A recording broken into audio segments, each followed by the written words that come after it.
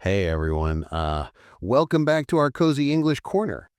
Something funny happened to me last weekend. I went to buy bread, but I came home with ice cream, a plant, and a candle. I don't know what happened. My weekend just went in a different direction. That sounds like, a classic Ahmed moment. But guys, this is perfect because today we're talking about weekends. Yes. So today's topic is English for real life. How to talk about your weekend like a native speaker. Smiles. If you're new here, welcome to the family. And make sure you subscribe so you don't miss our warm weekly English chats. So, Sarah, how do you usually start talking about your weekend in English? Well, native speakers often start with something small, like my weekend was pretty good or it was, kind of relaxing. Yeah, simple, not big English, just natural. Oh, vocabulary time. Relaxing means, you feel calm. Repeat after me. Relaxing. And they also use phrases like, I didn't do much, or I had a busy weekend. Actually, I said busy wrong. I mean, busy. Fixes herself, smiles. See, even we make mistakes. It's normal. So, Ahmed, tell us, how was your weekend? Okay. I'll speak like a native speaker. Smiles. My weekend was pretty chill. I met a friend, watched a movie, and cooked something, not very tasty. Honest English, good English. Guys, when you talk about your weekend, use past tense. I went, I watched, I visited. Yeah, but don't worry if you mix tenses. Happens to everyone. Micro shrug. Let's give a mini example. My weekend was great. I went to the park and took some photos. Perfect. Simple, natural. Okay, friends, it's your turn. Take a small breath. Now say, my weekend was, and finish the sentence with one word. Good, bad, busy, relaxing, um, whatever. Now, second sentence. Say three things you did. Like, I something. Like, I visited my cousin, watched a show, and cleaned my room. Say it out loud. Don't worry about mistakes. We're here with you. Good job. I know you said something nice.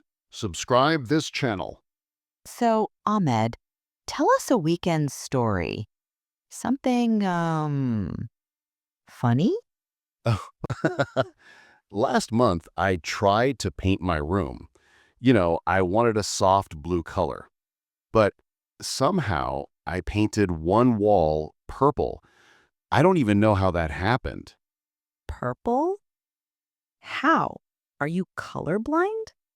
Maybe a little. But see, this is a good example of a story. Native speakers use phrases like, I tried to, I ended up, oh, I messed up, I didn't expect. Yes. Ended up means the final result is different from what you planned. Repeat after me. I ended up. You know, sometimes you don't need fancy English, just small, simple sentences. I went to the market. I saw something funny. I laughed. Let me share one. Um, oh yeah. Last weekend I tried baking cookies and I burned the first tray. Like really burned. Real life English. Mistakes included. When you share these stories, use linking words. Then, after that, and finally. Yeah, like I woke up late. Then I made tea. After that, I visited my friend. And finally, I slept early. See? Very natural. Okay, so we talked about what we did, but many English speakers also talk about how they felt during the weekend. Yes, like I felt tired. I felt happy. I felt a little stressed. And don't forget, mistakes are okay. Sometimes I say, I felt very good. Corrects himself. See?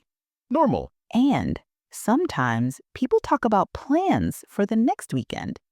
Like, next weekend, I want to rest. Or, I'm planning to visit my cousin.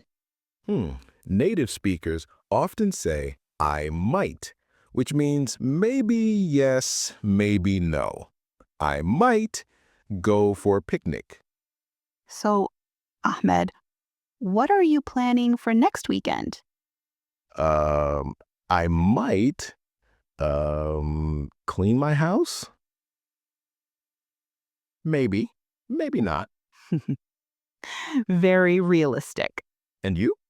I'm planning to watch a new movie. Or, maybe read a book. I'm not sure. So, guys, when you talk about last weekend and next weekend, your English becomes very natural.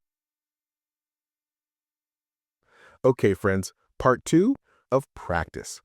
Tell us out loud, last weekend and say 2 things. Now, second part. Say, next weekend I might, and give one plan.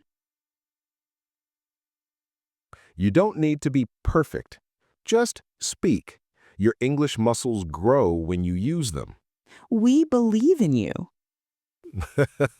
So, remember how I told you in the beginning I went to buy bread and ended up with ice cream and a candle? Yeah, that was my little weekend adventure. So, what did you learn today? You learned how to start weekend conversations, how to tell small stories, and how to talk about your feelings and plans, like a native speaker.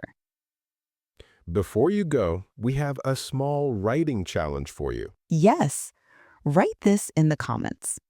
Last weekend and next weekend I might. Just complete the sentence. And don't forget to subscribe and maybe share this video with a friend who wants warm, simple English. Take care, everyone. See you next time.